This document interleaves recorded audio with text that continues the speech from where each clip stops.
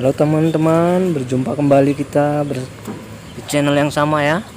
Kali ini kita membahas KYC lagi tentang KYC P-Network.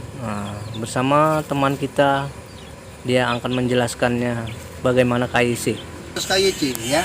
KYC itu ya sama dengan know your customer ya. Artinya untuk mengidentifikasi data-data kita sebagai pelanggan. Jadi teman-teman kan sudah ada fitur di aplikasi Pi Browser yang sudah sama-sama kita lihat. Hanya saja mungkin karena para pengunjungnya itu sangat banyak ya, jadi istilahnya kapasitasnya ini sekarang sedang overload ya.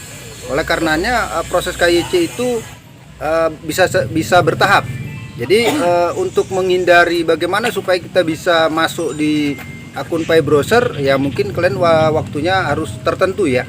Misalnya jam 3 pagi kira-kira begitu ya, selesai sholat tahajud. Nah jadi nanti kalau teman-teman KYC, nanti di situ prosesnya seperti yang sudah kita lihat ya di bagian halaman Pi Browser kita itu. Nanti kalian siapkan data KTP, itu yang penting ya, KTP karena itu yang diminta, karena Indonesia mayoritas KTP ya, kalau paspor mungkin 1-2 lah itu. Nah jadi prosesnya itu kalian KTP-nya nanti difotokan, kemudian mengisi data-data nama depan, nama belakang. Untuk nama itu harus diperhatikan juga, karena nama ini kan kalau misalnya nama kalian cuma 1 digit ya, misalnya Sunoto gitu, ini contoh ya. Jadi kan itu hanya 1 digit, maka nama depannya Sunoto, nama belakang Sunoto gitu dia ya. Nah, jangan Sunoto Noto, salah ya, atau jangan Sun kemudian bawahnya Noto. Nah, jadi harus Sunoto, sepaket dia. Jadi depan Sunoto, belakang Sunoto, itu contoh. Terus bagaimana kalau nama kita misalnya 3 digit ya, misalnya Sunoto Abdi Saputro, kira-kira gitu ya. Nah, jadi nama depannya Sunoto, nama belakangnya itu Abdi Saputro, nah kira-kira gitu. Jadi jangan Sunoto Abdi di kolom depan ya, baru nanti Saputronya di belakang. Jadi kalau bisa nama depannya itu yang 1 digit pertama aja, baru di kolom kedua nama digit kedua dan nama digit ketiga. Nah teman-teman, prosesnya itu nanti selain mengisi nama, kemudian nanti mengisi yang namanya gender ya, atau jenis kelamin. Kalian periksa dulu ya jenis kelaminnya ya. Maksudnya kalian pastikan jenis kelamin itu kalau dia laki-laki male ya, male tulisannya male, kalau perempuan female atau female, kira-kira gitu. Jadi pastikan kalau yang laki-laki male ya. Nah kemudian setelah diisi, di bawahnya lagi nanti ikuti aja instruksi-instruksi dan petunjuk berikutnya, itu ada di dalam fitur pengisian ketika kita menginput data untuk verifikasi data kita. Nah selanjutnya kalian juga pasti akan diminta untuk memfoto selfie kalian ya, foto wajah, kira-kira begitu ya, wajah kalian yang jelas. Tapi saran kita akan lebih baik kalau ya kita melakukan itu di siang hari ya, supaya memang semuanya nampak jelas, terang dan kelihatan ya, supaya tidak nampak blur atau kabur atau bercahaya ya, atau berkilau-kilauan, kira-kira gitu. Termasuk foto KTP, kemudian foto selfie-nya. Nanti kalau tahap-tahapan itu sudah kalian lakukan, langkah-langkah berikutnya ya tinggal, kalau benar nanti ada tertulis ya, tulisan congratulation ya, atau congratulation. Nah itu menandakan bahwa kalian sudah dinyatakan selamat ya, sampai pada bagian pengisian format data. Tapi kemudian untuk memastikan apakah kita lulus atau lolos KYC atau tidak, kita masih menunggu 1-2 hari tuh kurang lebih.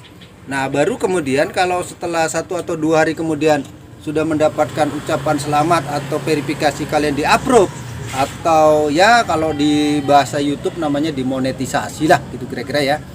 Jadi setelah tahapan verifikasi itu kalian lakukan, udah selesai ya, tinggal menunggu. Nah setelah menunggu baru kemudian ya kita mungkin tinggal menunggu mainnet. Dan mainnet itu tinggal ya sebulan setengah lah kurang lebih ya, sebulan setengah sampai Desember.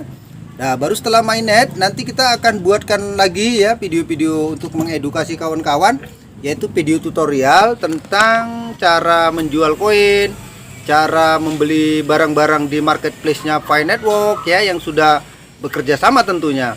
Kemudian lagi bagaimana nanti cara mencairkan. Nah, ini kan banyak hal atau banyak langkah-langkah nanti yang harus kalian pahami ya. Jadi tetaplah pantau channel ini terus ya, jangan sampai jangan sampai diabaikan ya, terutama ya di subscribe lah, subscribe dan tanda loncengnya dibunyikan supaya notifikasi ini nanti muncul ya untuk video-video tutorial yang lain, yaitu ya cara-cara melakukan pencairan itu terutama yang paling penting. Kemudian juga nanti kita akan pandu lagi di bagian lain tentang bagaimana cara menghold ya atau menyimpan koin kripto kita. Kalau misalnya katakanlah koin kita Pi Network itu listingnya di Indodax misalnya seperti itu. Nah, kalian kan tinggal menyimpan dulu kalau misalnya harga masih murah.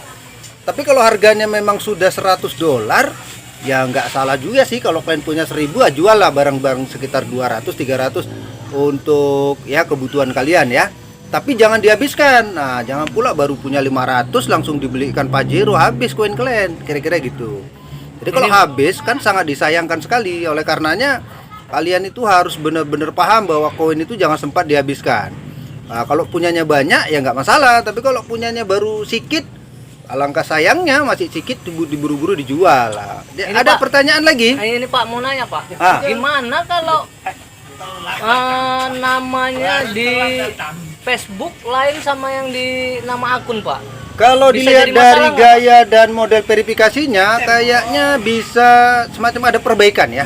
Ada perbaikan karena pada waktu kita mengisi formulirnya ya, atau mengisi form di verifikasi itu, nanti nama itu ternyata kita mengisi ulang. Nama kita, nama depan, nama belakang. Tetapi memang apakah kemudian itu nanti bisa lulus atau tidak, ya semua kembali kepada core team. Karena core team nanti yang menyeleksi, ya mereka yang sudah tahu apakah nama ini benar-benar sesuai dengan nama di akun, nama di KTP, dan nama waktu melakukan verifikasi KYC. Nah, singkat cerita, kalau soal nama ya kita lihat aja, yang penting diisi aja sesuai dengan data-data kita.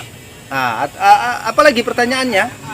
Itu berarti tidak jadi masalah kalau namanya di Facebook sama nama ID-nya berbeda. Secara proses untuk registrasi nggak ada masalah, karena di form pengisian untuk menginput data ketika kita verifikasi, di situ memang kita mengisi daftar nama lagi. Iya. Nah ya, jadi soal nama Facebook yang memang ini jadi persoalan karena ya beda-beda. Iya. Nah, ini semua kembali kepada core team. Iya Pak. Nah, kalau KYC lakukan saja prosesnya. Nah ya. Nah, jadi lagi, kalau misalnya nanti nggak lulus, berarti persoalannya karena ada beda nama antara di akun kita verifikasi dengan di akun Pi Network kita.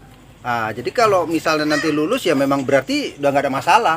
Satu lagi nih Pak, tanya. Karena kalau foto selfie, kemarin itu di ID-nya fotonya nggak pakai kumis, sekarang mau foto selfie pakai kumis, bermasalah nggak itu Pak? Dalam prosesnya sepertinya kalau kumis bersihkanlah dulu sementara. Iya. Ya, itu aja. Jenggot jangan ya. Kumis aja. Jenggot enggak? Jangan ya.